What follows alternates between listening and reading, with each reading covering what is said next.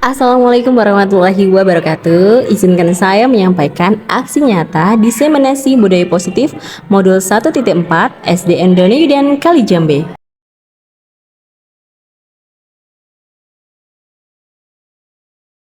Perkenalkan, nama saya Nafisa Husnul Fauzia, calon guru penggerak Angkatan 9 Kabupaten Sragen. Sebelum kita lanjut materi, kita ingat-ingat terlebih dahulu materi yang sudah kita pelajari. Ki Hajar Dewantara mengumpamakan sebagai sebuah ladang tempat persemaian benih. Agar benih bisa berkembang secara maksimal, maka petani dapat memperbaiki tanah, memelihara bibit tanaman, memberikan pupuk, membasmi ulat-ulat atau jamur yang mengganggu hidup bibit tanaman untuk tumbuh berkembang. Sekolah diibaratkan sebagai tanah tempat bercocok tanam, sehingga guru harus mengusahakan sekolah mempunyai lingkungan nyaman, menyenangkan, dan menjaga dari hal-hal yang tidak baik. Dengan demikian, karakter murid tumbuh dengan baik sesuai profil pelajar Pancasila. Assalamualaikum warahmatullahi wabarakatuh. Waalaikumsalam. Alhamdulillahirrahmanirrahim. Saya hormati Ibu Nurul Bariratul Nurul Ismiyah selaku Kepala SDN Doni dan Kalijambe, dan yang kami hormati Bapak Ibu guru serta karyawan di SDN Doni dan Kalijambe Sragen. Mohon izin untuk menyampaikan diseminasi, menyebarkan pemahaman dan penerapan dalam mewujudkan budaya positif. Itu tidak bisa kalau kita lakukan sendiri ya. Jadi diperlukan kolaborasi. Kita bersamaan persepsi dulu. Untuk yang pertanyaan pertama, apakah hukuman dapat mendisiplinkan anak? Bagaimana Bapak Ibu? Apakah hukuman dapat mendisiplinkan anak? Bisa juga, Bisa atau tidak? bisa, ada yang bisa, ada yang tidak. Ada yang bisa, ada yang tidak ya. Untuk yang kedua, pertanyaannya, apakah pemberian hukuman yang positif seperti membaca dapat meningkatkan disiplin anak? Bisa. Bisa. Pertanyaan ketiga, apakah pemberian penghargaan dapat meningkatkan motivasi belajar anak? Bisa. Bisa.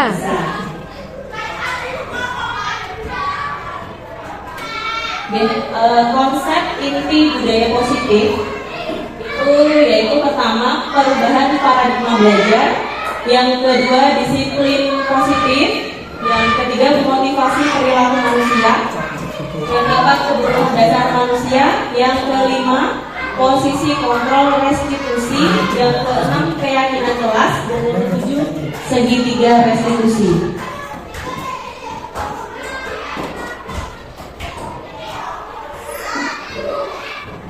Untuk perubahan paradigma belajar, jadi pembelajaran dapat dirancang berdasarkan 5 prinsip. Yang pertama, pembelajaran dirancang dengan mempertimbangkan tahap perkembangan dan tingkat pencapaian peserta didik.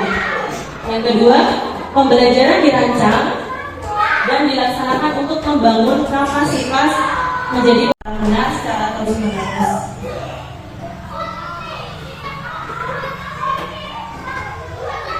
Jadi ini konsepsi tentang teori kontrol, bahwa kita sebagai guru itu mempunyai kontrol tertentu yang ada di dalam diri kita.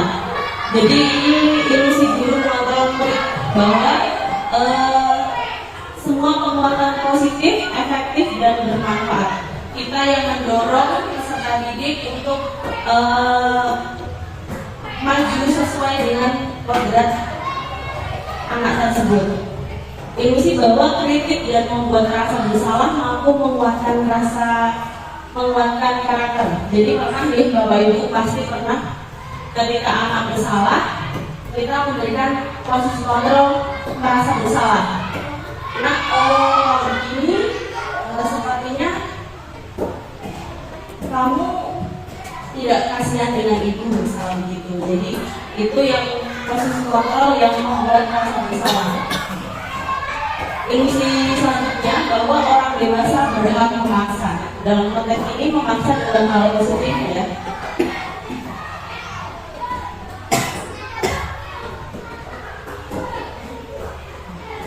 Untuk disiplin positif dan nilai-nilai kebajikan universal itu ada di sini guys, stimulus respon dan teori kontrol. Jadi responnya itu kebutuhan kita bersama dan teori kontrolnya itu kebutuhan kita berbeda. Terus respon yang semua orang melihat hal yang sama, tapi teori kontrolnya setiap orang memiliki gambaran yang berbeda. Ini menjadi sesuatu yang dilaksanakan seseorang pada orang lain untuk mendapatkan kepatuhan tertentu. Kita cenderung menghubungkan kata disiplin menjadi ketidaknyamanan.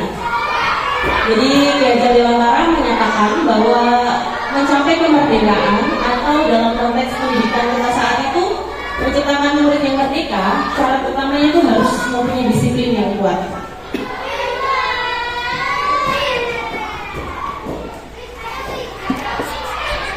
Tujuan disiplin positif itu untuk menanamkan motivasi pada murid-murid kita, yaitu menjadi orang yang mereka inginkan dan menghargai diri sendiri dengan nilai-nilai yang mereka percaya.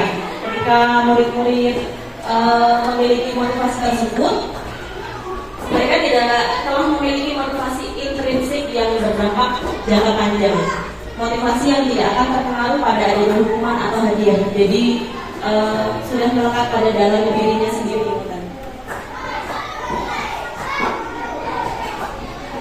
Oke, pasti Bapak Ibu sudah mengenal nilai-nilai kebajikan universal melalui profil pelajar Pancasila. Sama G, ada berapa elemen? 6 dimensi di sini. Ada berapa dimensi? Ada 6 G. Pasti perilaku manusia. Ada 3 motivasi perilaku manusia. Yang pertama, untuk menghindari ketidaknyamanan atau hukuman. Ini adalah tingkat terendah dari motivasi perilaku manusia. Biasanya mendapatkan imbalan atau penghargaan, ini akan bertanya dalam dirinya, apa yang akan saya dapatkan apabila melakukan hal tersebut. Jadi apabila tidak diberikan reward atau penghargaan, orang tersebut tidak akan melakukannya. Motivasi ini juga bersifat eksternal, berarti dari luar ya. Yang ketiga, untuk menjadi orang yang mereka inginkan dan menghargai diri sendiri dengan nilai-nilai yang mereka percaya. Orang yang punya motivasi ini akan menjadi seperti apa nanti ketika saya akan melakukannya, sesuatu yang mereka lakukan karena nilai-nilai yang mereka yakini dan hargai. Mereka melakukannya karena mereka ingin menjadi orang yang melakukan nilai-nilai yang diyakini tersebut. Ini merupakan disiplin positif yang bersifat internal ya, bukan eksternal. Jadi dari dalam dirinya nanti meyakini bahwa apa yang saya lakukan itu benar dan berpengaruh untuk orang lain. Nah, ini 5 dasar kebutuhan manusia. Bapak Ibu, kebutuhan bertahan hidup itu tidak bisa kita pungkiri deh di dunia ini, pasti kita bertahan untuk hidup. Jadi kebutuhan bertahan hidup adalah kebutuhan yang bersifat fisiologis. Untuk bertahan hidup misalkan makanan, pakaian, istirahat, tempat berlindung, keamanan dan kesehatan. Jadi apabila ini terpenuhi, maka kenyamanan akan menghampiri hati kita. Yang kedua, kebutuhan untuk diterima, kasih sayang dan rasa terima kasih. Betul Bapak Ibu? Ya. Betul ya? Jadi ketika kita tidak diterima, tidak disayangi, itu rasanya pasti tidak nyaman dan tidak kasih sayang. Seperti ini ya. Ini kebutuhan psikologis seperti rasa diterima, dipedulikan, bekerja sama, menjadi bagian dari suatu kelompok. Dan saling mengasihi, saling sayang menyayangi. Kebutuhan ini akan berhubungan dengan koneksi sosial ya. Jadi kebutuhan untuk terhubung dengan orang lain, dengan teman, rekan kerja, atau bahkan dengan binatang peliharaan pun. Jadi kebutuhan untuk menentukan pilihan kita tanpa paksaan, tanpa dorongan dari orang lain, dan itu mengembangkan daya lenturnya dan mampu mengendalikan arahnya sendiri. Pemenuhan kebutuhan ini dapat dilakukan dengan menyediakan variasi. Variasi itu bisa waktu senggang untuk mencari kesenangan, itu bisa kita kaitkan dengan apa nih, hobi misal begitu, atau keterampilan yang kita miliki. Biasanya kebutuhan ini juga dapat dipenuhi dengan menyediakan tantangan, gurauan, dan pembelajaran yang bermakna. Oke, ini tadi yang sudah disampaikan oleh Polis bahwa posisi kontrol di restitusi itu ada 5, yaitu yang pertama posisi penghukum. Nah, posisi penghukum ini bernada suara tinggi, bahasa tubuhnya itu biasanya matanya melotot, itu sudah anak-anak sudah ketakutan. Jari menunjuk-nunjuk, jadi hei, seperti itu ya. Dampaknya akan membuat murid akan memberontak, bahkan menyimpan dendam atau tidak menyukai gurunya. Untuk yang kedua, posisi pembuat rasa bersalah. Nada suaranya itu memelas, jadi halus, bahasa tubuhnya itu kita mendekat kepada anak. Dampaknya itu akan membuat anak merasa bersalah dengan tindakannya. Jadi misalkan itu merasa gagal karena tidak bisa membahagiakan orang lain, kita bisa pakai misalnya biasanya anak itu lebih sensitif dengan orang tua. Misalkan orang tua kamu begini, nah itu bisa membuat rasa bersalah anak itu sangat teman ya. Yang ketiga, posisi berteman, posisi teman ya. Nada suaranya aman, akrab, dan bercanda, bahasa tubuhnya itu merapat pada murid kita sebagai teman. Jadi kita senyum, kita menampilkan apa nih, rasa diterima anak itu, jadi tidak enggan untuk bercerita kepada kita. Itu termasuk dampak positif yang hanya saja di sisi negatifnya ini murid akan lebih tergantung pada kita. Untuk yang keempat, posisi pemantau. Posisi pemantau ini suaranya datar biasa, bahasa tubuhnya formal. Dampaknya itu murid memahami konsekuensi yang harus dijalankan karena telah melanggar salah satu peraturan sekolah. Guru tidak menunjukkan suatu emosi yang berlebihan atau marah yang berlebihan. Untuk yang kelima, posisi manajer. Ini yang posisi yang paling bagus untuk dilaksanakan kepada Bapak Ibu guru untuk peserta didik, bahwa nada suaranya tulus. Maka kita perlu memiliki peraturan tentang penggunaan helm pada saat mengendarai kendaraan roda 2 atau motor. Apa Bapak Ibu? Untuk keselamatan. Betul sekali ya. Mengapa kita memiliki peraturan tentang penggunaan masker dan mencuci tangan setiap saat? Ini untuk menggunakan kemungkinan apa? Kesehatan atau keselamatan. Nah, keyakinan kelas. Mengapa kita harus mempunyai keyakinan kelas? Seperti yang disampaikan sebelumnya, tentang nilai-nilai kebajikan, menekankan pada keyakinan seseorang akan lebih memotivasi seseorang dari dalam, seseorang yang akan lebih tergerak dan bersemangat untuk menjalankan keyakinannya. Apabila keyakinannya sudah kita sepakati bersama, jadi tidak akan intinya kita pasti akan menyepakati karena itu sebuah keyakinan yang kita buat. Jadi sekedar mengikuti serangkaian peraturan tertulis tanpa makna itu daripada ini. Nah, ini untuk pembentukan keyakinan kelas.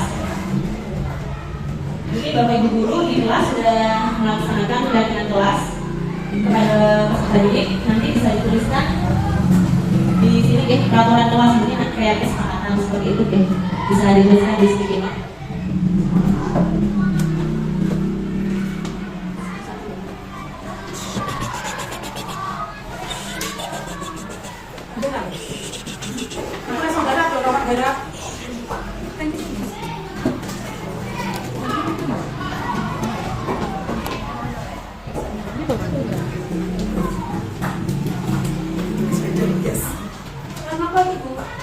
Menuliskan keyakinan kelas. Berat.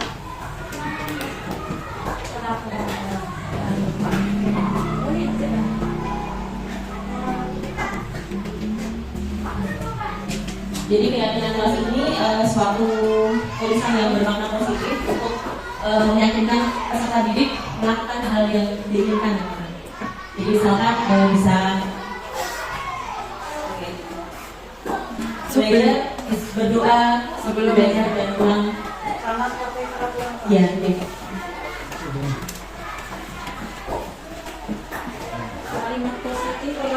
Udah imat semakin kaya. Peraturan kelas, kesepakatan kelas. Jangan lupa tiket sebelum Dan ditulis menggunakan positif. Oke. Misalkan jangan membuang sampah sembarangan, nanti bisa diganti dengan membuang sampah pada tempatnya. Seperti itu. sini udah mana? Aku langsung Kepala.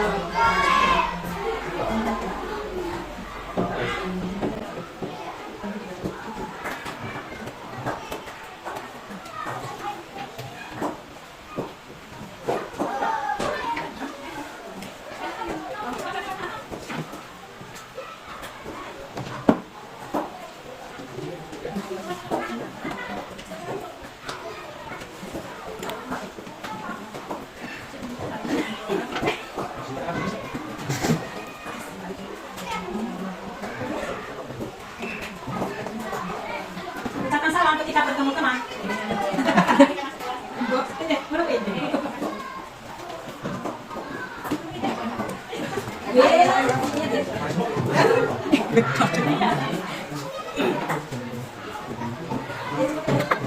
Sampun, terima kasih atas kerjasamanya. Itu tadi sudah dibentuk dari peraturan kelas, ya, sudah dituliskan Bapak Ibu guru. Banyak.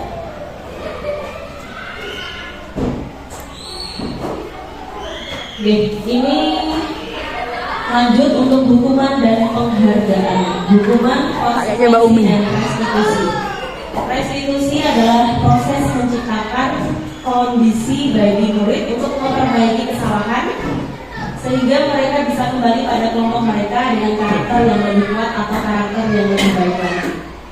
Untuk restitusi juga merupakan proses kolaboratif yang mengajarkan murid untuk mencari solusi untuk masalah mereka dan membantu murid berpikir tentang orang seperti apa yang akan mereka inginkan dan bagaimana mereka harus memperlakukan orang lain.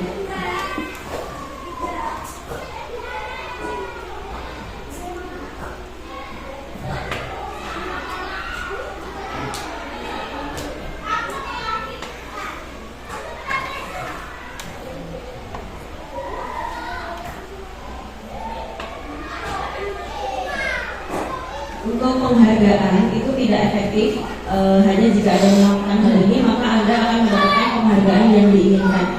Penghargaan itu bisa merusak hubungan, bisa mengurangi kecepatan, menurunkan kualitas, mematikan kreativitas dan mungkin contoh sistem ranking seperti itu. Jadi kalau di sekolah kita sudah tidak ada ranking, deh, semuanya bisa mengatakan bahwa tidak ada murid yang bodoh. Jadi semuanya mempunyai keunikan tersendiri. Terima kasih Pak Nurholis.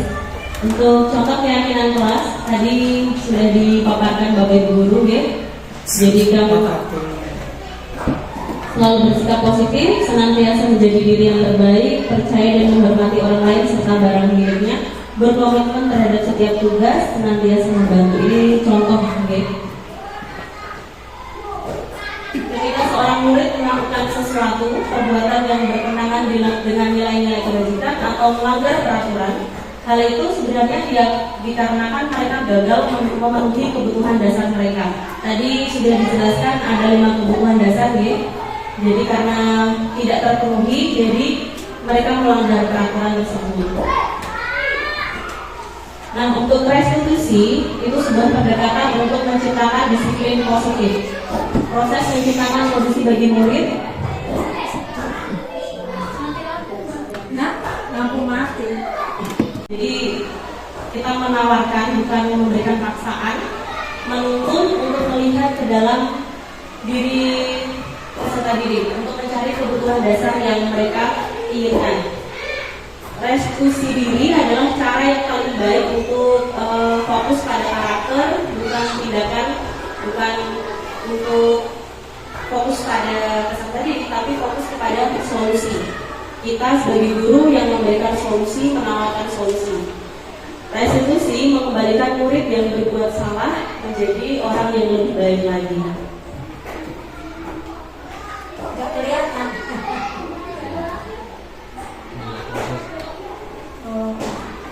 Mungkin segitiga restitusi mempunyai tiga komponen. Yang pertama, menstabilkan identitas. Jadi yang pertama kita lakukan itu mengubah identitas anak. Misalkan anak mempunyai kesalahan, kita tanya, kita tawarkan dulu apa yang kalian lakukan. Misalkan kita mencoba membantu anak tersebut untuk menggali permasalahan yang sudah mereka langgar. Jadi kita bisa memberikan kalimat-kalimat ini, ya. Berbuat salah itu tidak apa-apa. Tidak ada manusia yang sempurna. Bapak atau ibu guru tidak pernah melakukannya.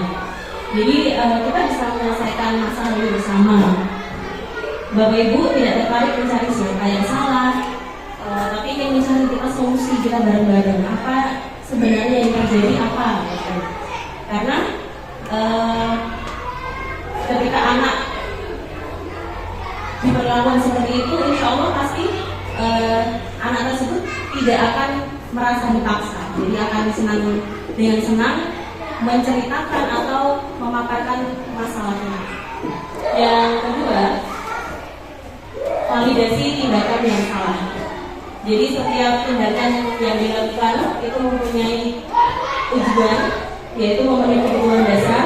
Kalau kita memahami kebutuhan dasar yang mendasari sebuah tindakan, kita akan menemukan cara-cara paling efektif untuk memenuhi kebutuhan tersebut. Jadi kalimat di bawah ini merupakan salah satu contoh dengan nada tanpa menghakimi akan memvalidasi kebutuhan mereka.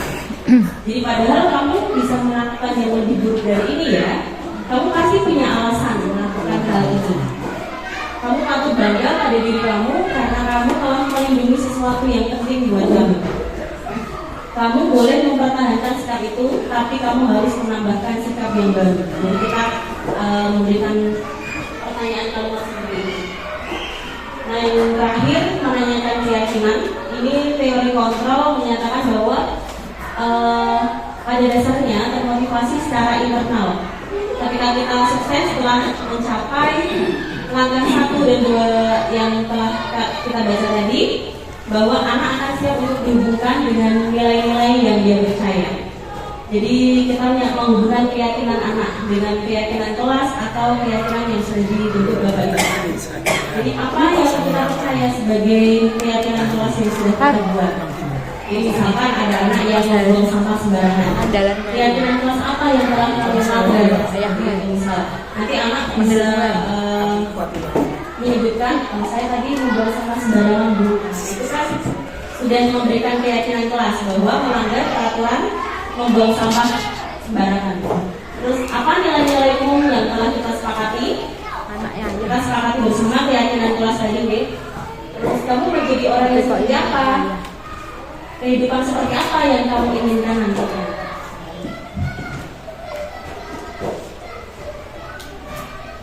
Oke, bisa ditanyakan seperti ini juga. Apakah kamu ingin menjadi orang yang sukses, bertanggung jawab, atau bisa dipercaya? Pasti kebanyakan anak akan menjawab ya. Tapi mereka tidak tahu caranya bagaimana untuk menjadi orang yang seperti itu, gitu. Jadi kita sebagai guru memberikan dorongan, motivasi, memfasilitasi kebutuhan anak. Makan, gitu.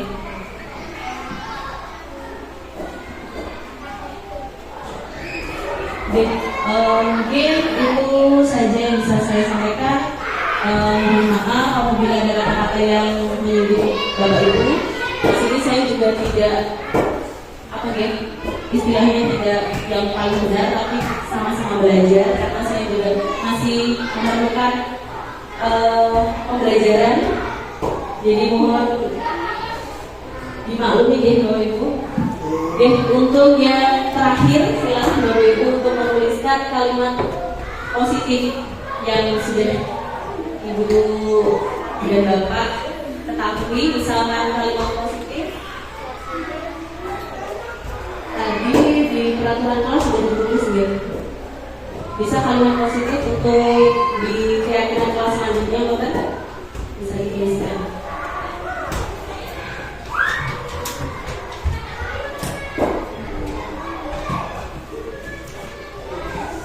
Tadi itu balik.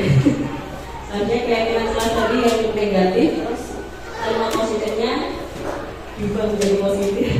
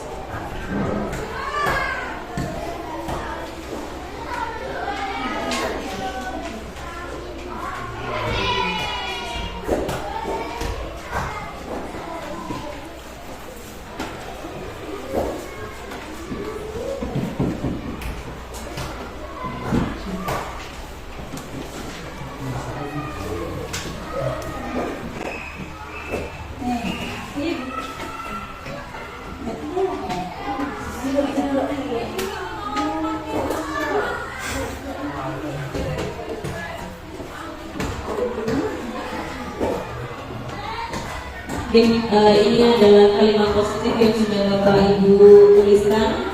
Jadi yang pertama mengucapkan salam saat masuk dan keluar ruangan. Semua anak pasti bisa. Rajinlah belajar menjadi anak yang pintar. Berbicara dengan sopan terhadap guru dan teman. Mengikuti pembelajaran di kelas dengan sebaik mungkin. Jadi terima kasih Bapak Ibu atas kerjasamanya hari ini. Semoga apa yang saya sampaikan menjadi manfaat untuk kita semuanya. Bila itu hidayah. Wassalamualaikum warahmatullahi wabarakatuh. Waalaikumsalam. Kelas 3.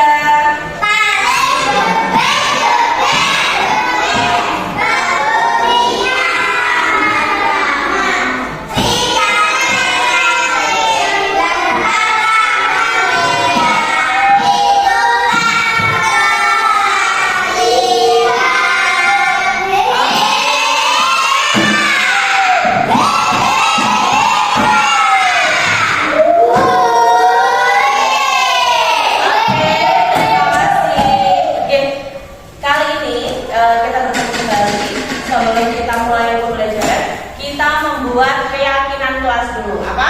Keyakinan kelas. Aku nggak tahu Bu. Keyakinan kelas. Yakin. Aku jawab untuk melaksanakannya sesuai dengan nilai-nilai kebajikan. Nah, misalkan di kelas ini kita akan membuat keyakinan kelas.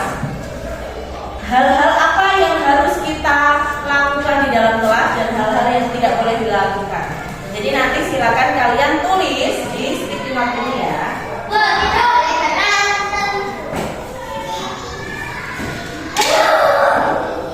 Jadi kalau sudah disepakati bersama, kita harus melaksanakannya juga, harus sesuai dengan tanggung jawab. Ya.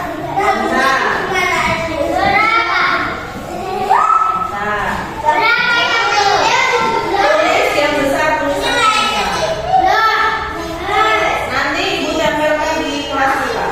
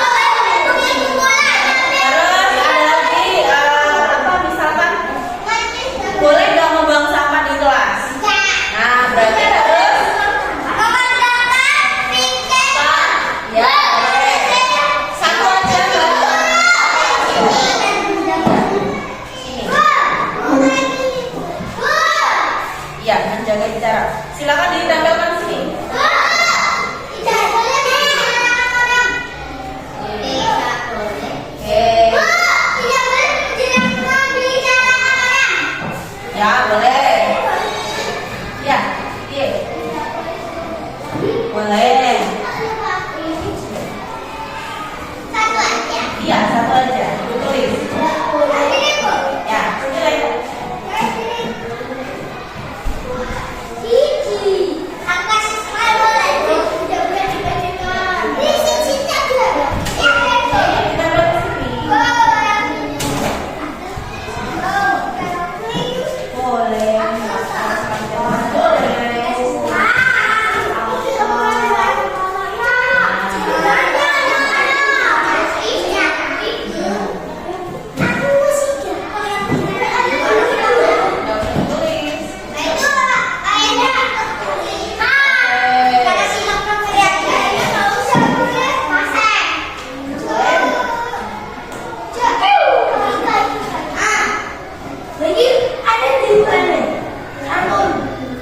Nggak kelihatan ya, Lia?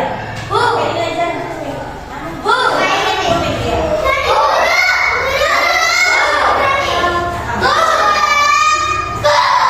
Jujur, kan? Nggak boleh. Yang kuning ya, iya.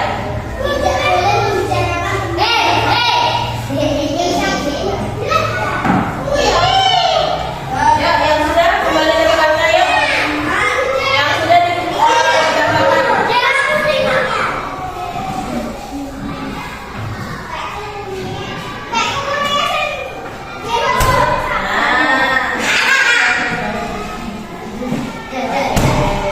lagi? Ada kesulitan?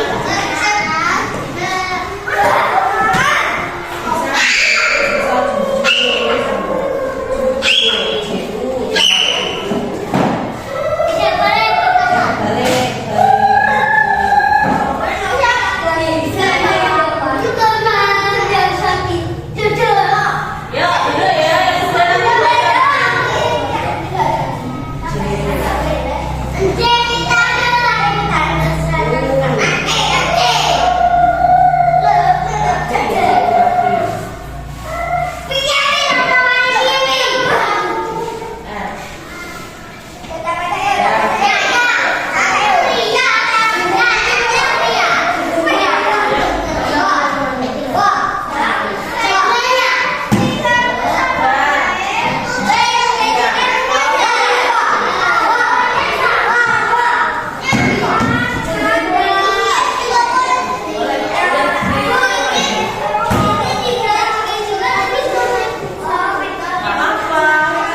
Iya.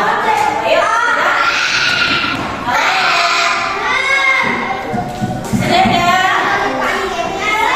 Silakan kembali ke tempatnya satu.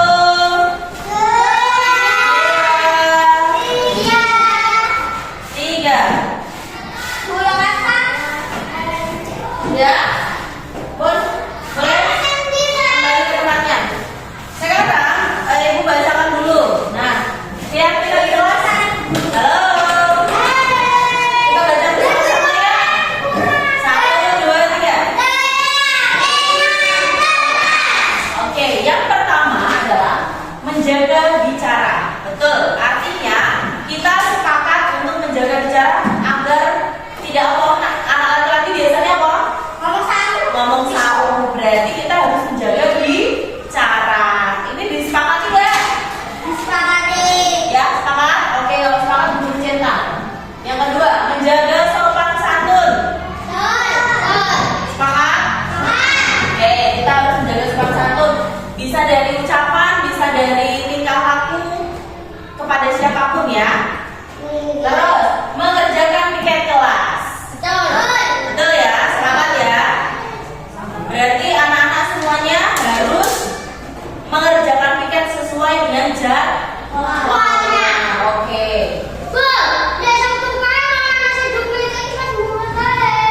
Hari Sabtu. Oh iya, yang piket dulu karena kalian kan sudah disebut, nggak apa-apa. Nanti saya piket hari Sabtu, gantinya piket hari ini ya. Oke. Lanjut bisa? Tidak boleh ejek-ejekan. Betul ya? Oke.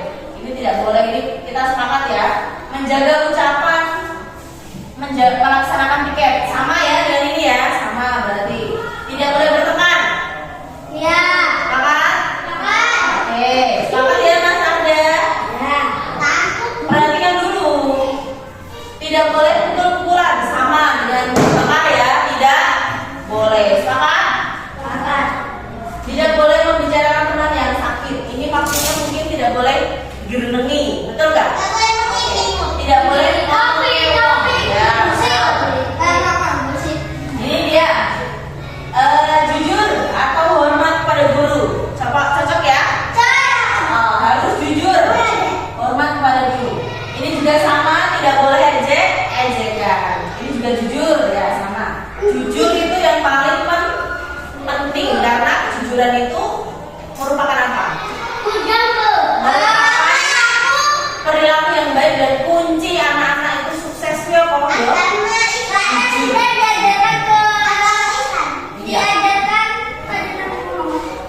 Dan menang siapapun ya juga harus jujur ya. Lanjut, tidak berkelahi di mana saja, betul ya? Sepakat ya, tidak hanya di kelas tapi di luar kelas pun juga harus menjaga diri. Iya, di mana saja. Lanjut, tidak boleh berantem, sama. Oke, sepakat dengan ini? Oke. Kalau sepakat, guru minta kalian untuk menyepakatinya dengan cara tanda tangan. Bisa tanda tangan? Dimulai dari guru karena ini kesepakatannya kita bersama-sama harus disepakati.